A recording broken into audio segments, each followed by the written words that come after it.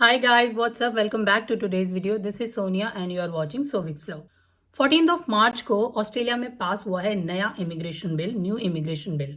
और इस बिल में क्या क्या चीज़ें हैं वही हम आज के वीडियो में डिस्कस करने वाले हैं।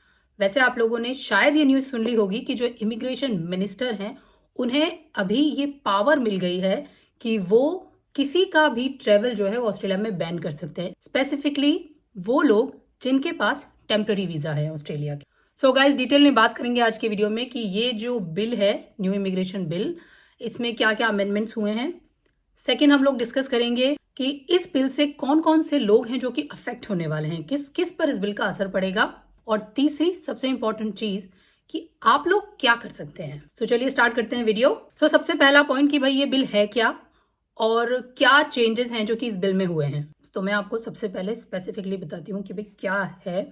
तो Australia has passed the migration amendment bill 2026 activating section 84B of the migration act on March 14th 2026। तो ये जो सेक्शन है 84B और ये जो भी बिल में अमेंडमेंट हुए हैं, बेसिकली इसका जो मतलब है वो इतना है कि जो इमिग्रेशन मिनिस्टर हैं उन्हें इस वक्त ये अथॉरिटी मिल गई है, ये पावर मिल गई है कि वो ऑस्ट्रेलिया में ट्रेवल करने वाले टेम्पररी वीजा होल्डर्स को रोक सकते हैं। मतलब कि अगर आपके पास ऑस्ट्रेलिया का टेम्पररी वीजा है तो ऐसा हो सकता है कि किसी सर्कमस्टांसेस में आप एयरपोर्ट पहुंचें और आपको फ्लाइट बोर्ड ना करने दी जाए।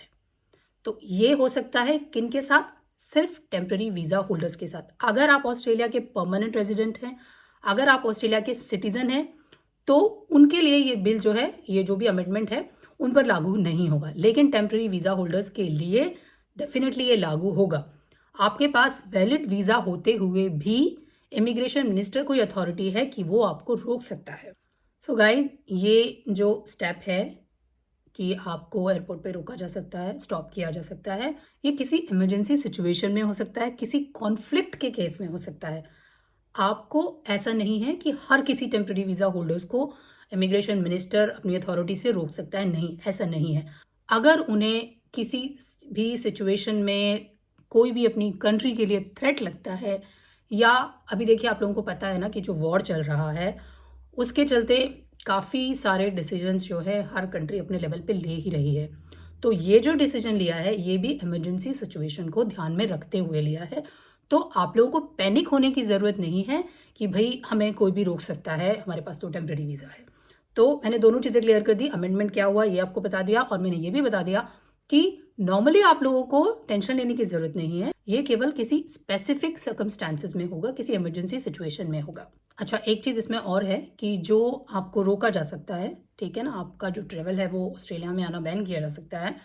वो जो ड्यूरेशन है, इसका जो टाइम फ्रेम गवर्नमेंट को मिला है, मतलब जो इमिग्रेशन मिनिस्टर है वो अप टू 6 मंथ के लिए आपको रोक सकते हैं कि भाई आप 6 महीने तक कंट्री में नहीं आ सकते। तो ये भी उन्होंने एक टाइमलाइन दे रखी है कि अप टू 6 मंथ्स तक के लिए ऐसा हो सकता है। नाउ लेट्स टॉक अबाउट कि कौन कौन सी वीज़ा कैटेगरीज हैं जो इससे अफेक्टेड हो सकती हैं। तो जैसा मैंने बोला कि टेम्प्रेरी वीज़ा होल्डर्स, तो देखिए टेम्प्रेरी वीज़ा होल्डर्स में स्टूडेंट वीज़ा भी आता है क्योंकि वो भी ऑस्ट्रेलिया का टेम्प्रेरी वीज़ा है। विजिटर वीज़ा जिनके पास है वो भी इस कैटेगरी में आते हैं, या जिनके पास 485 है जो वर्क वीज़ा है वो भी टेम्प्रेरी वीज़ा ही है। जो वर्किंग हॉलीडे वीज़ा है 417 सब क्लास और 462 सब क्लास, वो भी ऑस्ट्रेलिया के टेम्प्रेरी वीज़ा हैं। या फिर ग्रेजुएट वीज़ा जो है वो भी टेम्प्रेरी वीज़ा है। तो बेसिकली ये सारी जो वीज़ा कैटेगरीज हैं ये सब टेम्प्रेरी वीज़ाज में आती है, इनमें कोई भी परमानेंट वीज़ा नहीं है ऑस्ट्रेलिया का। तो आपके पास अगर कोई भी टेम्प्रेरी वीज़ा है तो उस केस में आपके साथ ऐसा हो सकता है इन इमरजेंसी सिचुएशन।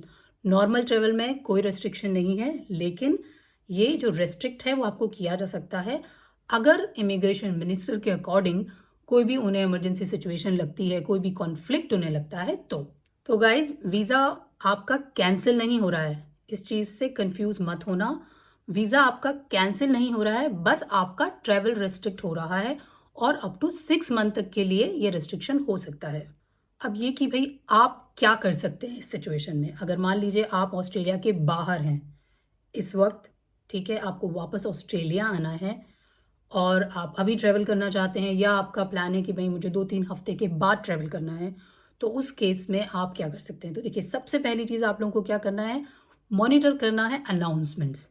जो भी गवर्नमेंट अनाउंस करती है उस पे कीप एन आई कि क्या नए अपडेट्स आ रहे हैं। और एक और चीज़ जो आपको मॉनिटर अनाउंसमेंट मैंने बोला है, वो ऐसे ही रैंडम कहीं से सुन कर के मॉनिटर नहीं करना है।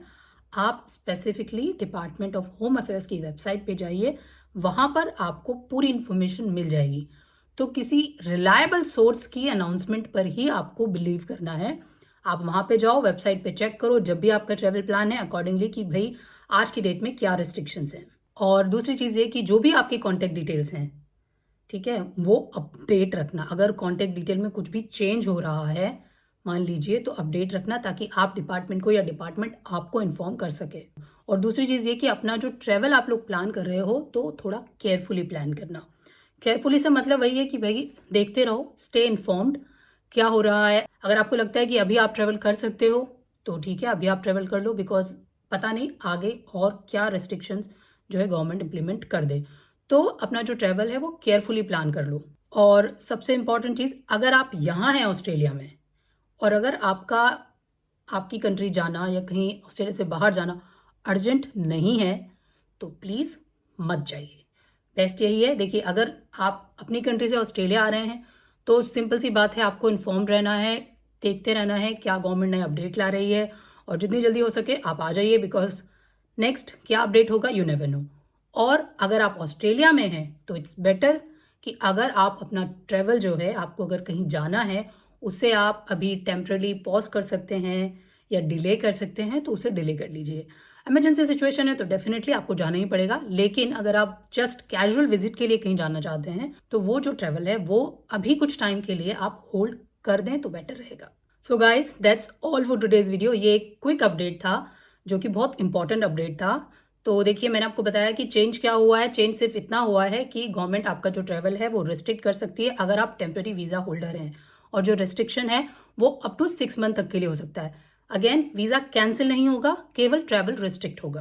दूसरी चीज़ मैंने आपको बता दी, टेम्पररी वीज़ा होल्डर्स कौन कौन से हो गए, विजिटर वीज़ा, स्टूडेंट वीज़ा, 485, 482, और जो वर्किंग हॉलीडे वीज़ाज हैं वो सारे वीज़ा, तो जितने भी टेम्पररी वीज़ाज हैं वो सब इससे अफेक्ट होंगे। तीसरी चीज़, आप लोगों को क्या करना है, अगर ऑस्ट्रेलिया में हो तो बेटर है, इमरजेंसी सिचुएशन नहीं है तो ऑस्ट्रेलिया छोड़कर मत जाओ। और अगर आप अपनी कंट्री में हो तो अगर आप वापस क्विकली आ सकते हो तो आ जाओ, और अगर आ रहे हो तो मेक श्योर कि आप जो भी डिपार्टमेंट अनाउंसमेंट कर रहा है ऑफिशियल वेबसाइट पे जाओ और जो भी अपडेट्स हैं उसे चेक कर लो। And guys, don't get panic. आपको पैनिक होने की जरूरत नहीं है, आपका ट्रैवल बैन नहीं हुआ है, सिर्फ कुछ रेस्ट्रिक्शंस लगे हैं। तो बस आज की वीडियो के लिए इतना ही, फिर मिलूंगी आपसे नए अपडेट्स के साथ। तब तक bye bye and take care.